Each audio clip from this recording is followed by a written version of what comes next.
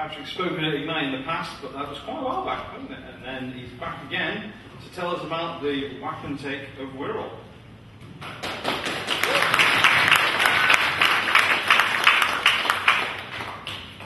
What if you could buy a court? Not the building, but the court itself.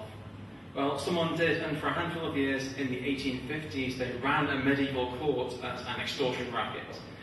Wapentake means weapon take, and 100 probably refers to 100 families, but they both refer to the same court, and both come from the borders of British history, around the 7th or 8th centuries. They might be the oldest surviving courts in the land. Over time they were nearly forgotten, but they were never repealed, and they remained active and legally valid, until, needing money, the Crown took the court of the 100 of Wirral, bundled it with the rights to wreck, treasure trove and royal fish, and auctioned it off through Potts & Co. of Chester at the Pied Bull in Northgate on November 16, 1819. It goes through several pairs of hands, and in 1854 the Wapentake is sold to Samuel Holland Morton, an ex-cobbler, a moneylender, a lawyer and a scumbag, assisted by Robert Bob Grace, a solicitor who was once charged for assaulting a boy with a copy of Roscoe on Evidence, a heavy legal tome. How they operated can be shown by example. In 1855, Thomas Smith is working in his garden in Windle Hill. A man calls to him to come at once to the Wapentake court, currently sitting in the Shrewsbury Arms. He treats this as a joke. 2 men come, they grab him and physically haul him into the pub.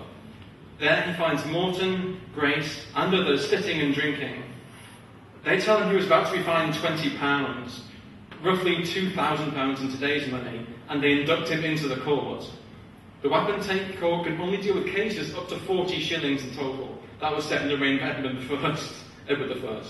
But it can fine anything, and it can hold people in contempt, it can send them to jail, and that's what Grace and Morton do. They ride around the Wirral in an omnibus packed with cronies in shabby black tails or frock coats. They set up court in a pub and drag people in on the smallest possible charges to be fined or held in contempt if they resist or disagree.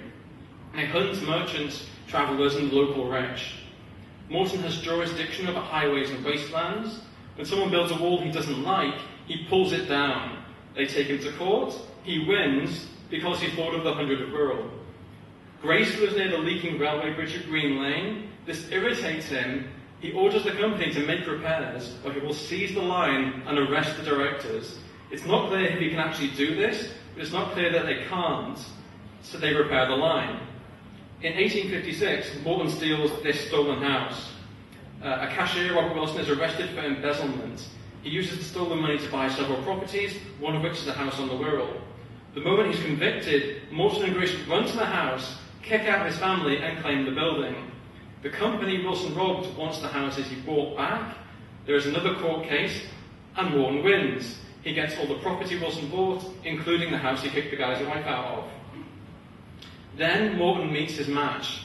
A local landowner, Christopher Bushell, closes a path. Morton orders it opened and fines Bushell when he doesn't attend the Wapentake. Bushell won't pay. Morton sends his men to repossess a horse. Bushell buys the horse back, and he's both powerful and resentful enough to actually do something about the Wapentake. The County Courts Amendment Act has a section appended to it as it passes through Parliament, specifically and only to shut down this particular court. And this finally stops the Wapentake. But Morton still has the ancient feudal rights that were sold along with it. He continues to claim wreck in the Wirral and dies in 1869. And you would think that would be an end to the matter. But no, at the last moment, when only a Catholic priest and a serving girl were present, Morton signs an entirely new will and gives everything to the Catholic Church. His wife is about to be kicked out of the house that Morton stole. Robert Bob Grace is so angry at being cut out of the will, he digs up an imaginary heir just in time to stop it going through. As well as that, the ghost of the Lord of the Wapentake is sighted beneath an apple tree, sweating and wiping his brow. The fake heir falls through, but the investigation lasts long enough for speculators to dig up James Morton, an illiterate wheelwright and a distant relation. That's the new Lord of the 100 of Wirral. These speculators send the wheelwright on holiday while they spend his inheritance.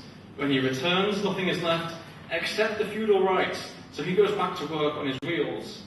He does send notices to fishermen that any royal fish caught around the Wirral, that's sturgeon, whales, and porpoise belong to him, but none are returned. He dies in 1883, and that finally is the last known Lord of the Hundred of Wirral. But the feudal rights do still exist, and they must be somewhere. So maybe there is still a Lord of the Hundred out there, waiting for treasure to be dug up, or for a royal fish to be pulled from the sea, so he can claim his feudal rights.